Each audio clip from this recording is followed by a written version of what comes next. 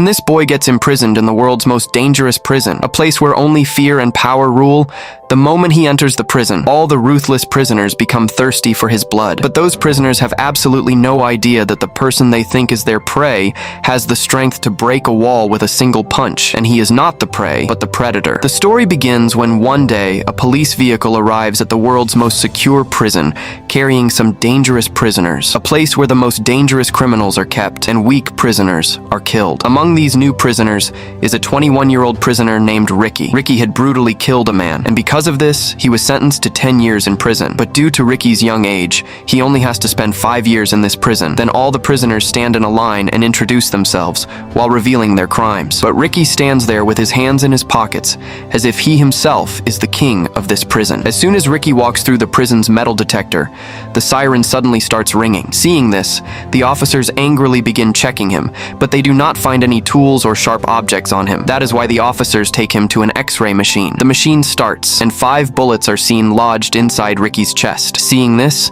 the officers are completely shocked, wondering how a person could possibly have 5 bullets inside his chest. They ask Riki why he never got those bullets removed. Riki then replies, "These are not bullets, they are my marks." Then all the prisoners are taken inside, and we are shown that the prison is divided into 4 different sections. All 4 sections are completely ruled by 4 different dangerous prisoners, who are basically the owners of the prison. The next morning, the leader of the western section, Samuel, enters the bathroom, and the moment he arrives, he starts brutally beating an old prisoner named Sokka, because the old prisoner had refused to give him his towel. Samuel pushes Sokka, and suddenly one of Sokka's toys falls to the ground. Samuel picks up the toy and says, "This is a nice toy." Sokka then tells him, "I made this toy for my son." Samuel then says, "I heard you're getting released from prison soon." Hearing this, the old man becomes happy, but suddenly Samuel smashes the toy on the old man's head and breaks it. Samuel then threatens him, saying, "Now I'll tell the warden to increase your sentence. You will spend your entire life in prison." Hearing this, the old man becomes heartbroken and starts attacking Samuel with a toy-making machine. But suddenly, Samuel's companion knocks him down, and right there, Samuel picks up the machine and violently smashes it into Sokka's face, causing him to writhe in pain on the spot. Just then, hearing Sokka's screams, an officer arrives and asks, "Who is screaming like a pig?" Samuel replies, "The old man slipped and fell, sir. Nothing serious." Without knowing the full story, the officer says, "Such a rude man doesn't even know how to cry properly," and walks away. Samuel also starts leaving with his companions, but suddenly Riki forcefully kicks Samuel's leg. Samuel's face goes straight down onto some sharp nails lying on the ground, and one nail pierces through his eye completely. At the same time, Samuel's companion is about to attack Riki, but the moment Riki turns around and stares at him with his terrifying eyes, the companion gets scared and decides it is not worth messing with Riki alone, so all 3 of them quietly leave the place. Samuel loses one of his eyes and vows to take revenge on Riki. Just then, his companion says that we don't need to do anything ourselves to kill Riki. Instead, we should get Mad Dragon to do it, because Mad Dragon is a very dangerous and powerful prisoner who tortures prisoners to death. But right now, he has been locked in solitary confinement because a few days ago, he ate the warden's horse. After this, Samuel goes to an officer and orders him to release Dragon from solitary confinement. Besides this,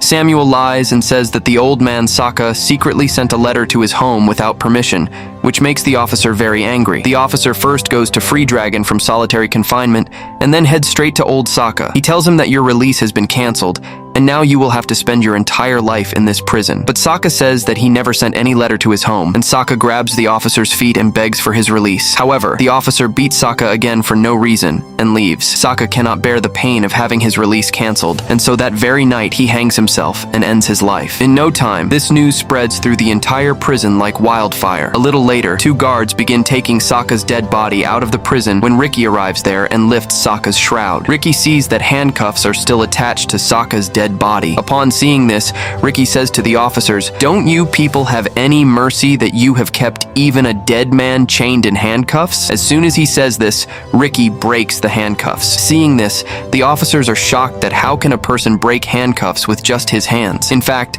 Riki possesses a special kind of abnormal strength that no ordinary human has. Just then, Riki takes out the same toy from his pocket that Samuel had broken and now Riki has repaired that toy. Then Riki places that toy on Sokka's dead body so that Sokka's soul may find peace, but Riki feels very sad for Sokka. The next morning, when all the prisoners and Riki are taking a bath, Samuel arrives there and starts staring at Riki with a very strange look. At the same time, the bull-like prisoner Mad Dragon also arrives there. He immediately punches Riki straight in the face, sending Riki flying into a corner. After this, Dragon says, "I was given 30 kilograms of rice to kill you, so now you must die." But the very next moment, Riki stands up and punches Mad in the stomach with such force that his fist goes straight through it. Mad's stomach bursts open and Mad dies right there. Seeing this, Samuel panics and drives a large nail straight through Riki's hand. But the nail has no effect on Riki, and in a single moment, Riki breaks all of Samuel's fingers. Then, at bullet-like speed, Riki drives a punch straight through Samuel's stomach, and Samuel's story also comes to an end right there. Seeing all this, the officers realize how terrifying a prisoner Riki is, and they immediately seize Riki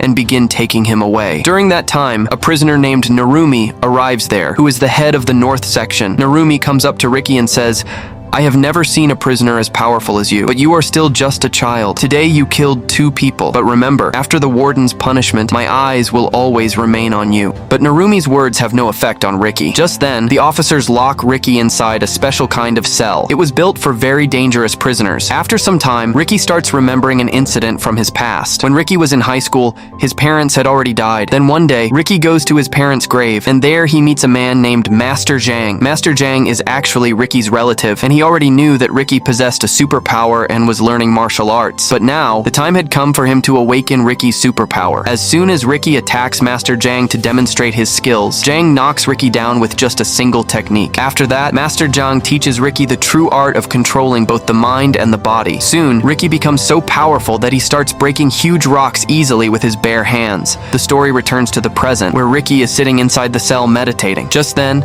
some officers arrive and take Riki to the prison warden, Dan. Warden Dan is a very vile man who, intoxicated by power, cannot distinguish between right and wrong and can be bought for money. Warden Dan tells an officer to read Riki's file aloud because Riki had killed 2 dangerous prisoners as soon as he arrived, so he himself must be extremely dangerous. The officer reads the file and says that Riki had been an orphan since childhood and was raised in an orphanage. Since he was not good at studies, Riki was enrolled in a music school to learn the flute, but Riki disappeared from there as well for 2 years. After that, Riki suddenly appeared in a fight involving a large gang where he killed a man, and from there he was arrested and brought to this prison. Hearing all this, Warden Dan walks straight up to Riki, grabs his collar, and asks where he had disappeared for 2 years and how he was still alive even after being shot 5 times in the chest. Riki gives no answer, but he notices that Warden Dan has only one hand, and in place of the missing hand, a dangerous weapon has been attached. Just then, Warden Dan takes out a letter that contains a photograph of Riki's girlfriend. Then the warden says, "You can take this photo," but as soon as Riki reaches out to take the picture, the warden immediately drives his hook hand straight into Riki's hand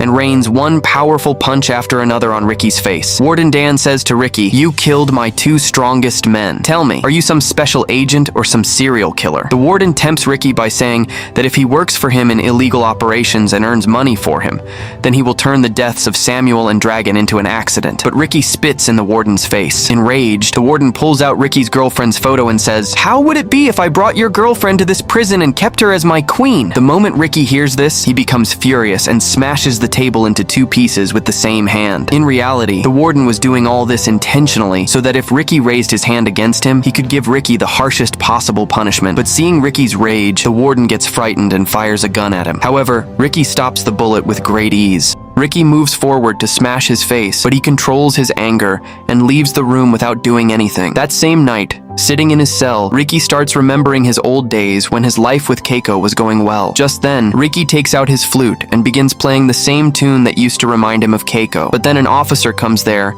and warns Riki that if he plays that tune again, he will break his flute and throw it away. The next day, some prisoners surround one of Samuel's associates from all sides because they have found out that he was the one who used to pass all the prison's internal information to the officers. Not only that, He was also involved in the death of the elderly prisoner Saka. Hearing this, the man begins begging them for mercy to save his life, but they are in no mood to let him go. Just then, one of them steps forward with a wood-cutting saw to cut him into pieces. But at that moment, Narumi arrives there and stops everyone, saying that no one can take anyone's life in this place without his permission. Just then, Lin, holding a weapon in his hand, starts opposing him. He says that when Samuel broke the rules, he was spared, and now this man is also breaking the rules and is being spared as well. So what is even the point of such rules? But Narumi does not like Lin's attitude at all, and launches a powerful attack on him. At the same time, the warden is watching all of this from a distance, because he had something important to discuss with Narumi. After that, the warden tells Narumi to come to his office and drags Lin along by hooking a hook into his mouth. Upon reaching there,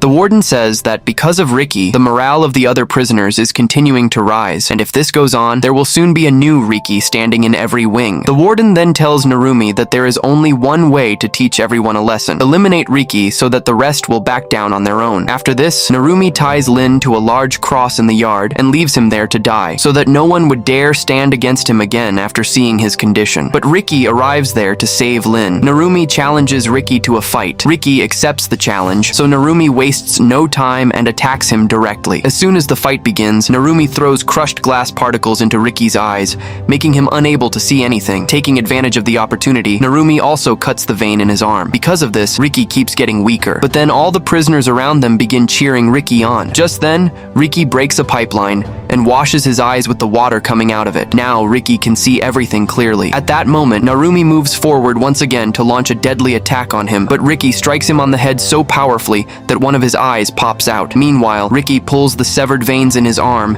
and ties them back together. Now Narumi has completely accepted defeat. Because of this, he stabs a knife into his own stomach and tries to end his life, but Riki tries to save him. However, as soon as Riki gets close to him, Narumi deceives him once again and tries to kill him by wrapping his intestines around Riki's neck. At this, Riki says that enough is enough, and then he punches Narumi so powerfully that his skull completely shatters. After that, Riki takes Lin down from the cross, but by then Lin has already died. Just then, all the prisoners unite and begin protesting against the warden, surrounding him from all sides. But before they can attack Warden Cyclops, the leaders of the other blocks step in. Not only that, one of the leaders smashes a prisoner's head open. Seeing this, the rest of the prisoners get scared and immediately go stand behind Riki. The other prisoners wanted Riki to fight on their behalf, but Riki refuses to fight because he says that he no longer wants to shed anyone else's blood. Riki lifts Lin's corpse onto his shoulder and starts walking away. Just then, Warden Cyclops asks him if he would like to become the new leader in Narumi's place, but Riki gives no response to his question. Meanwhile, Narumi's adopted son, Godson, is shown mourning after his father's death. Just then, Godson hears Riki playing a tune using a leaf. Godson also tries to make a sound in the same way, but he is unable to create the same tune. Then Riki starts teaching him the correct method. Riki also apologizes to Godson for everything that happened to his father. But when Riki tries to teach Godson how to whistle, Godson shows him his cut tongue. Seeing this, Riki becomes very sad, and then Godson starts walking away. But just then, Riki gives his flute to Godson so that he can easily play tunes even without a tongue. In return, Godson also gives Riki some leaves. Riki is shocked when he sees those leaves because they are opium leaves, and then he asks where he got them from because those leaves are illegal. Just then, Godson points toward the West Wing. In reality, opium is being cultivated inside the prison's high walls, which is illegal. At that moment, Wang Chuk is listening to their entire conversation from a distance. Now that Riki had learned about this operation, he becomes a major threat to them. The three leaders hold a meeting and begin thinking about what should be done with Riki. Then Wang calls Godson and tells him that it was Riki who took his father's life, and that now the time for revenge has come. They show Godson Narumi's corpse, whose skin had already been stripped off, and tell him that Riki did all of this. But Godson knows that Riki could never do such a thing. When Godson refuses to believe them, Wang angrily kills him as well, and then throws his corpse into the field. After that, a crowd of prisoners gathers to see the body. Sometime later, Riki also arrives there, and as soon as he sees his flute near the corpse, he realizes that it is Godson. This time, Riki is unable to tolerate any of it and decides that he will no longer spare the guilty people. A little while later, the fire alarm suddenly goes off, and its sound throws the entire prison into chaos. When Wang Chuk arrives there, she sees that Riki has set the entire opium farm on fire and destroyed it. Seeing years of hard work turn into ashes, Wang Chuk becomes becomes furious. Just then, Wang Chuk attacks the weakest spot right in the middle of Ricky's stomach and tells him that he is going to die very soon. After this attack, Ricky begins writhing in pain. At the same time, on the other side, Warden Cyclops receives news that the head warden will be visiting the prison the next day. As soon as he hears this, the junior warden Cyclops becomes worried, because if the head warden finds out about all the illegal activities taking place there, it could create serious trouble for him. Just then, Ricky sees his master, and the master tells him that he can defeat everyone. Suddenly, Ricky regains his composure. Seeing this, Wang Chuk is shocked, because according to her, something like this is impossible. Just then, Brandon arrives there and drives sharp needles into Ricky's body, stitching it up like a torn piece of cloth. The two of them are about to kill Ricky, but at that very moment Tarzan steps in and says that before dying, he will have to fight against him. Brandon then says to Tarzan, "Have you gone crazy? This is our chance to kill him. We should kill Ricky right now." Just then, an announcement is made that any prisoner who does not return to his cell will be shot. After this, the officers begin firing. In response, Tarzan picks up Ricky and takes him into a room, because Tarzan himself wanted to fight Ricky and kill him, but then that room starts filling with cement. After this, Ricky tears through the iron gate and comes out, and at the same time, he also saves Tarzan's life. Meanwhile, the warden is shocked to see Ricky alive once again, but the cement covering Ricky's body completely dries up and he falls to the ground. Just then, Cyclops orders that all evidence be erased immediately, because the big warden is coming the next day and Ricky will be dealt with later. The next day,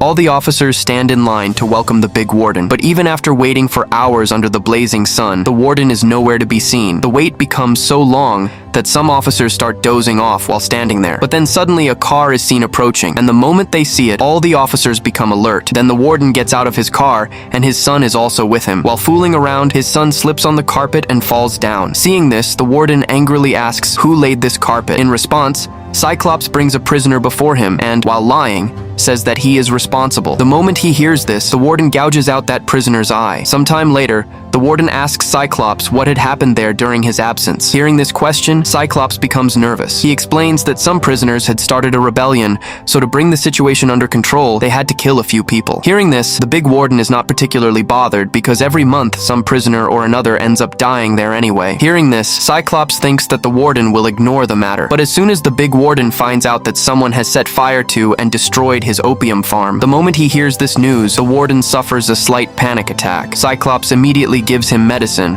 which brings him instant relief, but the destruction of the opium farm only fuels the warden's anger even more, and now his anger could only be calmed by Ricky's death. Meanwhile, on the other side, Ricky is still completely trapped inside the cement, but the moment the warden arrives in front of him, Ricky breaks through the thick layer of cement and comes out, directly grabbing the warden by the neck. Ricky is just about to take the warden's life when, at that very moment, Tarzan smashes through the wall and enters, delivering a powerful kick to Ricky, sending him flying and crashing to the ground. Just then, Tarzan bends the prison bars and traps Ricky's hands, then continuously rains punches on him and leaves Ricky in a terrible condition. Not only that, he then squeezes Ricky's head with such force that blood starts flowing from it. Before Tarzan could crush Ricky's head, Ricky suddenly breaks the bars and delivers such a terrifying punch to Tarzan's jaw that it splits open. Then Ricky crushes his hand with a punch as well. Just then, seeing Tarzan weakening, the warden presses a button, after which the prison ceiling starts descending. Then Ricky tries his best to stop the hydraulic ceiling, but because of his injuries, his body no longer has the same strength as before. At that moment, the warden also shocks Ricky with 10,000 volts from a stun gun, causing him to fall down. Then Tarzan says, "I'm inside too. How can you lower the ceiling?" Then the deputy warden says, "You are no longer of any use to us." But as soon as Tarzan realizes that he has been betrayed as well, he starts helping Ricky, and with the support of Tarzan's heavy body, Ricky somehow manages to save himself. However, Tarzan gets crushed beneath the hydraulic ceiling and dies. Just then, Ricky moves forward to finish off the warden, but at that very moment, the warden presses another button. Ricky falls straight into a deep pit. Then Ricky is bound in heavy chains and brought before all the prisoners. After that, the warden orders all the prisoners to start burying Ricky alive one by one, but some prisoners oppose this order. As soon as the warden hears this, he has those prisoners shot and they are killed on the spot. Then the remaining prisoners obey the warden's order out of fear and begin begin covering Riki with soil one by one. The warden says that after 7 days, Riki will be dug out again, and if he survives until then, all of his mistakes will be forgiven. But this is only a show because the warden knows very well that no human can survive that many days without food and water. Then a pipe is placed near Riki's mouth for breathing, and after that he is completely buried under the soil. Meanwhile, almost all the prisoners in the jail keep talking about Riki. They believe that Riki must have died by now. But then suddenly a melody is heard from beneath the ground. It is Riki himself playing it with his mouth. Hearing this, happiness spreads among all the prisoners. At the same time, a dog is wandering nearby. Then Wangchuk kills it and stuffs its liver into the pipe so that oxygen cannot reach Riki. But as soon as Wangchuk leaves, Riki breaks the pipe into 2 pieces. After this, the story goes into a flashback where Keiko is shown. One day, Keiko is returning from the library when she notices some people using narcotics. Seeing this, Keiko tries to leave the place, but some people catch her and forcibly take her to a hotel. There, those people behave indecently with her and then begin planning to kill her. But then Keiko regains consciousness and escapes from there. Fearing that something terrible might happen to her, Keiko jumps from the roof of the building and dies. When Riki learns about this incident, he goes straight to that drug dealer. As soon as the drug dealer sees him, he fires several bullets at Riki continuously. But despite being shot, Riki keeps moving forward and eventually kills the drug dealer. This is the very incident because of which Riki was sentenced to 10 years in prison. Meanwhile, on the other side, 7 days have already passed. Now the time had come for Riki to be dug out of the soil. Then the warden has a pit dug with the help of a JCB machine and gets Riki pulled out from under the soil. But at this moment, Riki is in a deep sleep and all the prisoners begin mourning, thinking that Riki is dead. Suddenly, Riki breaks his chains, and everyone is left shocked because Riki was still alive. But just then, Wangchuk deceitfully rams Riki with the JCB machine,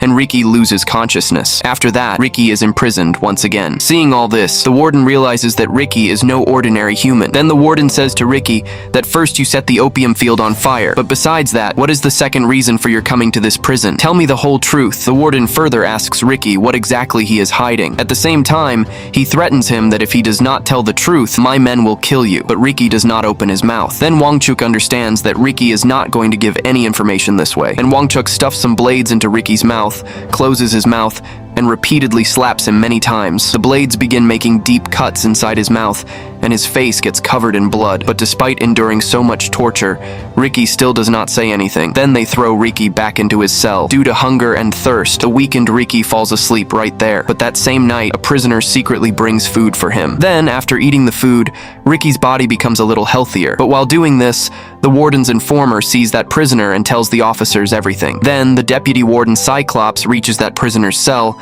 and after killing him, drags him to Riki. After that, he calls out to Riki, but when no reply comes from inside, Cyclops enters the cell. But Riki has broken his chains and is clinging to the ceiling. Riki had found out that the prisoner who gave him food during the night had been killed, so in anger, Riki attacks the informer and finishes him off. Just then, Riki hears the voice of that same boy who had given him food coming from outside, and Riki pushes Cyclops aside and goes toward him. Taking advantage of the opportunity, Cyclops somehow saves his life and escapes from there. But the other prisoners immediately chase the warden and catch him. Then together they beat him severely. Meanwhile, a clash begins between the officers and the prisoners, and in no time, a riot spreads throughout the entire prison. On the other side, the head warden, unaware of all these events, is inspecting the prison food. But just then, Riki arrives there with his companions, bringing the deputy warden along. The head warden says that now the deputy warden is of no use anymore and fires a special kind of bullet at him, which enters the deputy warden's body and explodes, causing him to swell up like a football and burst apart. Then the warden says to Riki that I know bullets do not affect you. After this, Riki starts facing all of them alone. Just then, Wangchuk launches several deadly attacks on him one after another, but while counterattacking, Riki breaks both of her legs. Seeing this, the second leader becomes frightened and tries to run away from there, but then the warden himself shoots him as well. Now the warden and Riki stand face to face. Then Riki punches the warden with all his strength, and the warden is thrown far away. But even after this, not even a scratch appears on the warden's body, and seeing this, even Riki is left shocked. Then the warden abandons his normal form and transforms into a gigantic monster, a demonic form. After this, it is revealed that he also possessed extraordinary powers like Riki. The only difference was that in order to use those powers, he had to take on this terrifying form. Then Riki turns around and delivers another powerful strike, and his fist passes straight through the warden's stomach. But the surprising thing is that it has no effect on the warden. Meanwhile, because of the continuous fighting and injuries,